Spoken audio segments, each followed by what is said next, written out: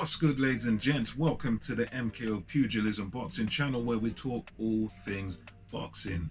So remember to like, subscribe, hit the bell notification, put it on all so you get notified straight away as soon as we drop new blogs, new content on this channel. You will indeed be the first to know. So without further ado, let's get into it. So the topic of this video, we're talking about, of course, Tyson the Gypsy King Fury. And yeah, the Gypsy King, very exceptional fighter, and in the past several weeks he's made some quite strange statements. I was watching an interview by Gareth A. Davies where he interviews the Gypsy King, and Fury was he was rather sort of dismissive of Anthony Joshua.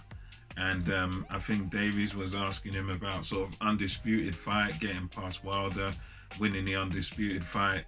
And Fury went on to say some interesting things, like he said he wasn't in training for the AJ fight or whatnot, in spite of apparently them all having signed this contract. So said he wasn't really in training for AJ, he was in Miami just enjoying his time with his family, which nothing wrong with that, but it is a bit odd in light of the fact that not too long ago apparently there was the site fee and everything, a contract signed to fight AJ, but he said, no, I wasn't training, I wasn't doing nothing, I was just having some fun.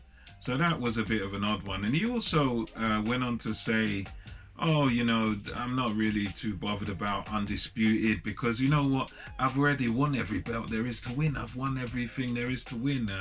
What more do I need to win? What do I need with AJ? It's not about the belts. I've won every belt. Boom, boom, boom. And he was sort of going on one of his tirades where he describes how he's won everything, which practically I think he near enough. Well, yes, he has actually won every belt.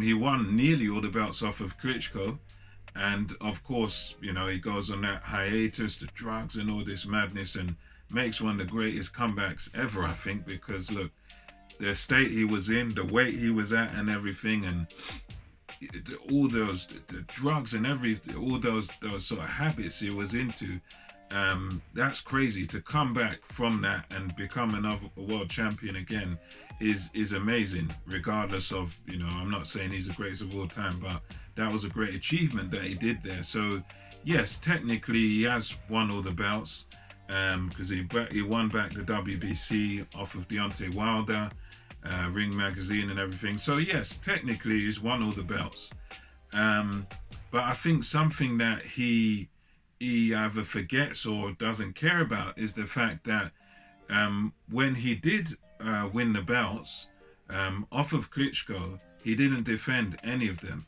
So it was one great win. Yes, you did beat Klitschko, and Klitschko was undefeated. He was in Germany for reigning for 9 years, supreme. No one could touch him, no one could beat him.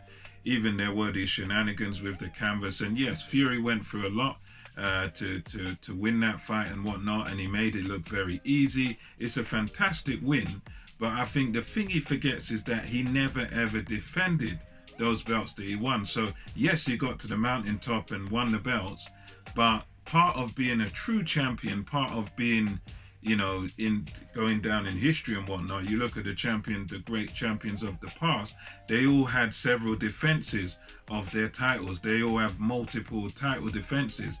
But Fury, he won the belts back then, but then he didn't defend them. He then wins the belt off Deontay Wilder, and then it's a long hiatus, and technically this will actually be his first title defense. Although he's won all the belts, this is the first time he's actually going to defend a world title against Deontay Wilder. So I think he kind of forgets that, because yes, you can say, oh, you beat Klitschko first or whatnot. That's fair enough, and that's true. But you can't really dismiss a guy like Anthony Joshua, because Anthony Joshua, he's won the same belts, but he's defended them. He's defended his belts multiple times. His resume is definitely thicker than Wilder's or Fury's. He's taken on other world champions, beat them. This is something that neither Wilder or Fury has done. So, you know, I find it a bit a bit funny how he just kind of is quite dismissive of facing Anthony Joshua and of becoming undisputed champion, because you'd think that if you're a boxer, you're competing in the heavyweight division, you're a world champion, you would imagine that, well, you don't just want one belt and be happy with that. You want everything. You don't just want to go around calling yourself the best. You want to beat everybody. So it was kind of strange how he was in this interview. He was very sort of dismissive of AJ and dismissive of Undisputed. And another interesting thing that people have pointed out is that he didn't seem disappointed at all over the collapse of his fight versus AJ. AJ was quite disappointed. He said Fury let the boxing world down and whatnot, and Fury was just quite happy to make a whole lot less money and fight Deontay Wilder. I think that's why a lot of people are saying, well, it seems that he knew he wasn't gonna fight Joshua all along, and he was just carrying it along just for hype or just for promotion. I'm not too sure of that theory, but the fact that Tyson Fury, you know, he didn't even try to appeal this thing. He didn't he didn't even sound halfway disappointed at making a lot less money and fighting a guy that you've already beaten, and not only beaten, you've taken him out, you've destroyed the guy, and you're sort of happy to go over old ground with that guy rather than fight for Undisputed, which should be every boxer's dream and entails like tons more money than what you're going to get for facing Deontay Wilder. And also it would add to your legacy that if you beat Anthony Joshua now, and that's your, in terms of today's heavyweight picture, that would kind of cement you as, the man, as the main man, because you've beaten pretty much, you will have beaten the top guy, or arguably the top guy, the guy with the rest of the belts at the very least.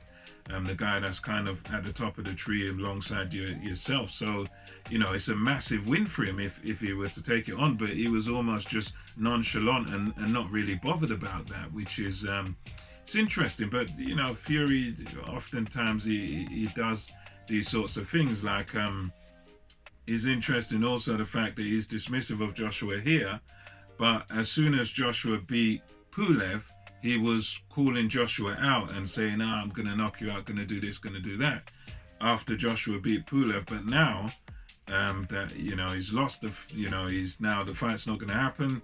Now he's dismissive of Joshua. Now he's talking down on him and whatnot. And it's all kind of contradictory to me. And even what he's been saying about Joshua versus Usyk, you've got interviews and I think tweets where he said, oh yeah, Usyk is nothing. He's just a blown up cruiserweight. He can't do nothing in the heavyweight division. AJ walks right through him, no problem. But then he's got other posts and tweets and interviews where he's saying, oh yeah, I'm not that confident in Joshua winning the fight.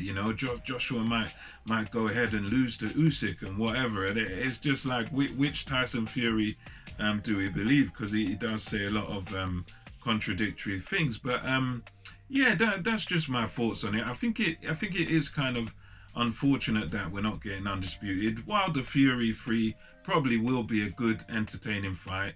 And another factor, before I forget, is that Fury has recently come out and said, oh, I'm going to weigh in at 300 pounds to fight Deontay Wilder. I'm going to weigh in 300 pounds.